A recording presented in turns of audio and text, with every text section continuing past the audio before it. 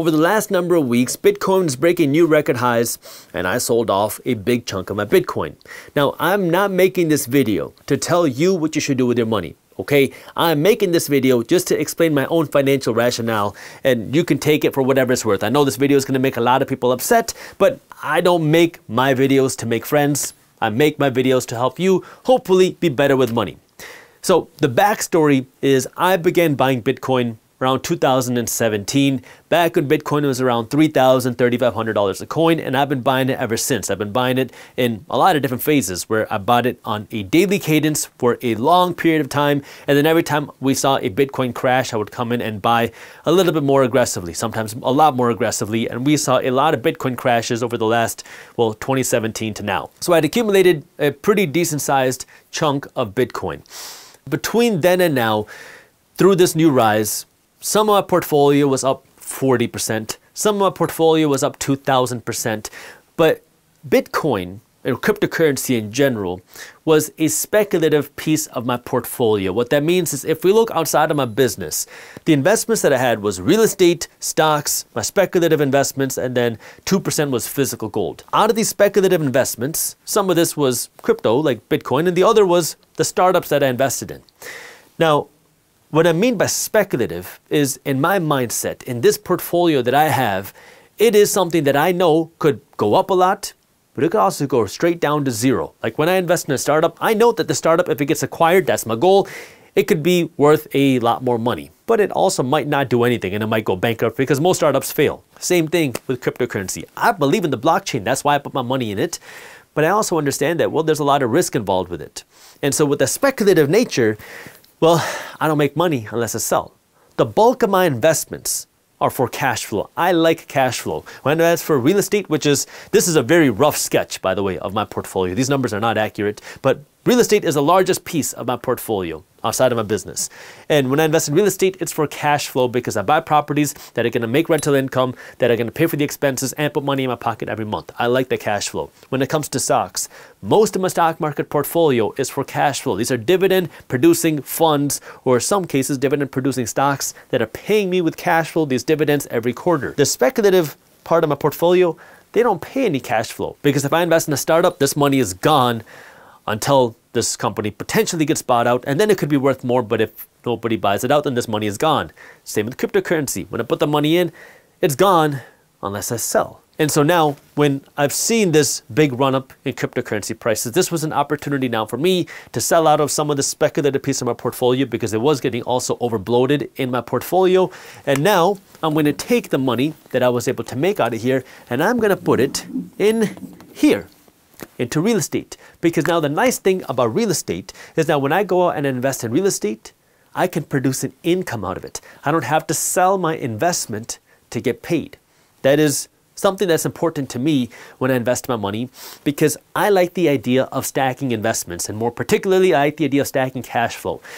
Because growth can be very kind of risky in the sense that if I kept the money in Bitcoin, well, we all know that Bitcoin is speculative. It could go up to $200,000 tomorrow, which would be great. But it could also go down to $20,000 tomorrow, which would be bad for people that are holding on to Bitcoin. It could be a great buying opportunity, but it's also bad for the people that are holding on to Bitcoin because now you see this appreciation and then it goes back down and you don't actually make money until you sell.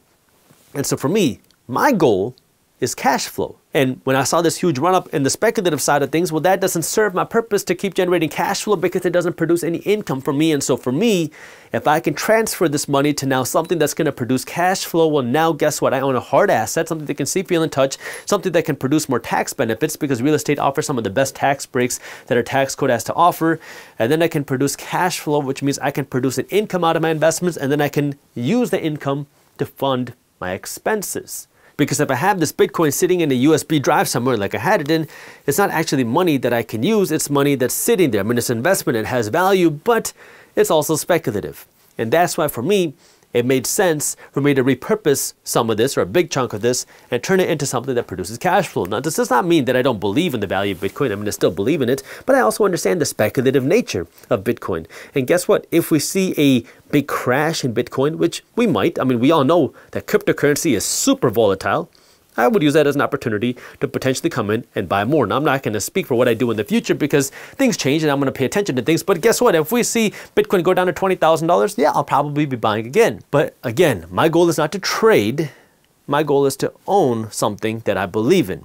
Now, with a speculative asset, it's a little bit different, but you got to understand, for me, I didn't worry about speculative assets. This was not something that I even considered until I had a very sizable portfolio here and a very sizable portfolio here, because I understood that the three places that built more wealth than anything else in America are your business, real estate, and stocks. And if we ignore starting a business, because not everybody wants to be an entrepreneur or should be an entrepreneur, for me, that means real estate and stocks. And so that was 100% of my focus. Before, when I got started, 100% of my focus was real estate. And then after I started to build a portfolio here, I started diversifying here into stocks and started investing my money into stocks and different types of funds and started building some cash flow here. After I did that, that's when I even thought about putting some money into these speculative investments because I wanted to build and establish some wealth here first. So for me, my goal is cash flow, and these recent new record highs with Bitcoin created an opportunity for me to convert some of this cash into new cash flow. Now, for those of you that are wondering, number one, yes, I'm going to have to pay taxes on the cryptocurrency profits that I made. How am I going to do that? Well, I have a good accountant that understands this. That way he can worry about the whole tax situation because that's not something that I want to be a part of. Number two is, did I go out and buy another property yet? No. Now you might be saying, well, Jaspreet, real estate is overpriced. Real estate is expensive. It's hard to find a good deal. Yes, real estate is more expensive today than it was 5 years ago. It is more difficult to find a good deal. It is more difficult to find a good investment property. But it does not mean it's impossible. I was finding good deals in 2021. I was finding good deals in 2022. You got to be more picky today. You got to be a lot more picky.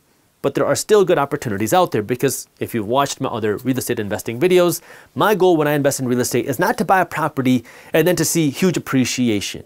I mean, if the value of this property goes up, that's great, but that's not why I'm buying. When I buy a property, my goal to purchase is to generate cash flow. And what does that mean more specifically? Is my goal is a 7% cash on cash return, which means if I invest $100,000 of my own money into a property, I want to see $7,000 of positive cash flow after expenses hitting my bank account every single year. That's what I mean by investing for cash flow. Now, the nice thing about this is when you generate this income from real estate or even stocks, when you generate dividend income, you get lower tax breaks than if you earned this money from your job.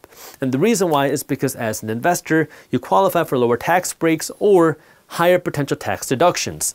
In the stock market, you get lower tax breaks. In real estate, you get higher potential tax deductions. What do I mean by that? With real estate, you get something like depreciation. Depreciation means you get to take the value of the property and write it off over the course of a number of years. Between 27 and 35 years, you get to write it off depending on what type of property it is. So now, that means I can make $10,000 in profit, but I don't have to pay taxes on all $10,000. Maybe I only pay taxes on $4,000 because I get to take this depreciation deduction. Again, talk to a licensed accountant to help you with this, but the whole idea here is you can make money and pay less taxes on the money you actually make, and it's 100% legal because the tax code allows you to do that. So this is where what's important for me is to know my own investment goals. I'm not here to tell you what to do, and I don't recommend what I do to anybody else. But my goal is I want to work to grow the cash flow. The reason why I want to work to grow the cash flow is because that provides me stability. It provides me stability because I know I can live off of the cash flow. And it provides me stability because I can predict how much cash flow I'm going to make this year, next year, and the year after that. And that provides me stability because I know if we manage this portfolio the right way, I can continue to produce that cash flow. And I can spend that cash flow, and more cash flow is going to come in next month as well. And that's why, well, when I see an overbloating in one area, I want to move that back to cash flow because my number one primary goal is cash flow. And so that's how I made my investing decisions. Now, again, you got to make your own decisions. I'm not telling you what to do. I'm just here to help talk about what I do to help spread some financial education. And if you got some value out of it, well, that'd be great. All I ask for is to give me a thumbs up and to subscribe to this channel if you got some value. Work has a lot of different definitions, but you have to start thinking about what is this mental retirement that I want to have, because if you don't start thinking about this sooner, you're going to get closer and closer to retirement and have no idea what you're going to want to do. If you have parents who don't have hobbies, you know exactly what I mean, because all they know how to do is work and sit at home and watch TV. Well, when you get rid of the work, what does that mean? All you have is sitting at home and watching TV